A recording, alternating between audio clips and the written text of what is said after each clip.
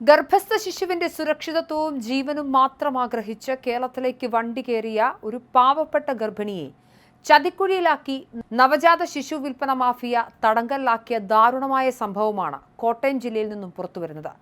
നാടിനെ നടുക്കിയ ഈ നവജാത ശിശു വിൽപ്പന മാഫിയയെക്കുറിച്ചും അവരുടെ വഞ്ചനയെക്കുറിച്ചുമുള്ള കൂടുതൽ വിവരങ്ങളാണ് പുറത്തേക്ക് വരുന്നത്.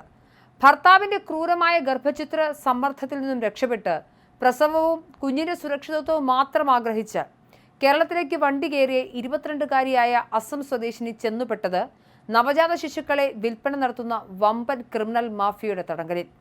വയറ്റിലുള്ള കുഞ്ഞിനെ പ്രസവിച്ച ശേഷം 3 ലക്ഷം രൂപയ്ക്ക് വിൽക്കണമെന്ന് ആവശ്യപ്പെടുകയും എതിർത്തപ്പോൾ ഫോണും രേഖകളും തട്ടിയെടുത്ത് ക്രൂരമായി മർദ്ദിക്കുകയും ചെയ്ത സംഭവത്തിൽ വമ്പൻ മാഫിയ സംഘത്തിലെ 2 പേരെയാണ് പോലീസ് അറസ്റ്റ് ചെയ്തത്. സന്നദ്ധ സംഘടനയെന്ന് തെറ്റിദ്ധരിപ്പിച്ച ആർഷിഫ് കെയർ എന്ന ഇൻസ്റ്റഗ്രാം പേജ് വഴിയാണ് തമിഴ്നാട് ഇടുക്കി കേന്ദ്രീകരിച്ച് പ്രവർത്തിക്കുന്ന മാഫിയ സംഘം പാവപ്പെട്ട ഗർഭിണിയെ തങ്ങളുടെ വലയിലാക്കിയത്. 1.5 വയസ്സുള്ള ഒരു പെൺകുട്ടിയുടെ അമ്മയായ യുവതി വീണ്ടും ഗർഭിണിയായതോടെയാണ് കുടുംബത്തിൽ പ്രശ്നങ്ങൾ തുടങ്ങുന്നത്. കുഞ്ഞിനെ നശിപ്പിച്ചു കളയുമെന്ന് ഭർത്താവും വീട്ടുകാരും നിരന്തരം ആവശ്യപ്പെടുകയും ഉപദ്രവിക്കുകയും ചെയ്തതോടെ യുവതി വീട് വിട്ടിറങ്ങി ഡൽഹിയിലെത്തി. അവിടെ വെച്ചാണ് ഇന്റർനെറ്റിലൂടെ ആർഷിഫ് കെയർ എന്ന പേജുമായി ബന്ധപ്പെടുന്നത്.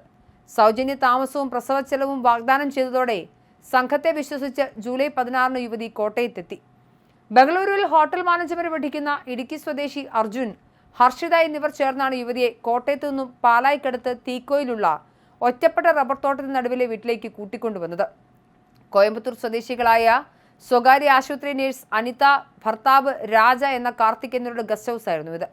തീക്കോയിലെ തടങ്കലിൽ കഴിയുമ്പോഴാണ് പ്രസവശേഷം കുഞ്ഞിനെ 3 ലക്ഷം രൂപയ്ക്ക് തങ്ങൾക്ക് നൽകണമെന്ന് സംഘം ആവശ്യപ്പെടുന്നത്.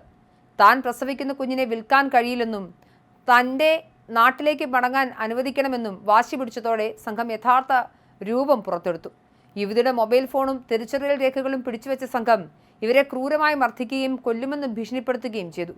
ഇതിനിടെ കുഞ്ഞിനെ മാത്രമല്ല തടങ്കലിലാക്കിയ പെൺകുട്ടിയെ തന്നെ മറ്റ് ആവശ്യങ്ങൾക്കായി വിൽക്കാൻ സംഘം പദ്ധതിയിടുന്നതായി മനസ്സിലാക്കിയതോടെയാണ് ജീവൻ കയ്യിൽ പിടിച്ച് യുവതി അവിടെ നിന്നും സാഹസികമായി ചാടിപ്പോകുന്നത്. മാഫിയയുടെ തടങ്കലിൽ നിന്നും എങ്ങനെയൊക്കെയോ ചാടിയിറങ്ങി റോഡിലെത്തിയ പെൺകുട്ടി വഴിയിൽ കണ്ട അംഗനവാടി അധ്യാപികയോട് കാര്യങ്ങൾ പറഞ്ഞു. അധ്യാപിക ഉടൻ തന്നെ ഈരാറ്റുപേട്ട പോലീസ് സ്റ്റേഷനിൽ വിവരമറിയിക്കുകയും പോലീസ് എത്തി പെൺകുട്ടിയെ രക്ഷപ്പെടുത്തുകയുമായിരുന്നു. നിലവിൽ കോട്ടയം ഗാന്ധിനഗറിലെ സാന്ത്വനം അഭയകേന്ദ്രത്തിൽ സുരക്ഷിതയായി കഴിയുകയാണ് യുവതി. യുവതിയുടെ പരാതിയിൽ കോട്ടയം ഈരാറ്റുപേട്ടയിൽ വാടകയ്ക്ക് താമസിച്ചിരുന്ന കോയമ്പത്തൂർ രാമനാഥപുരം രാംനഗർ മുപ്പിളി രാജ, ഇടുക്കി പുള്ളിക്കാനം പുതുക്കാട് കൂണ്ടാനിയിൽ കേസ് അർജുൻ എന്നിവരെ പോലീസ് സാഹസികമായി അറസ്റ്റ് ചെയ്തു. ഈരാറ്റുപേട്ട കോടതി ഇരുവരെയും റിമാൻഡ് ചെയ്തു.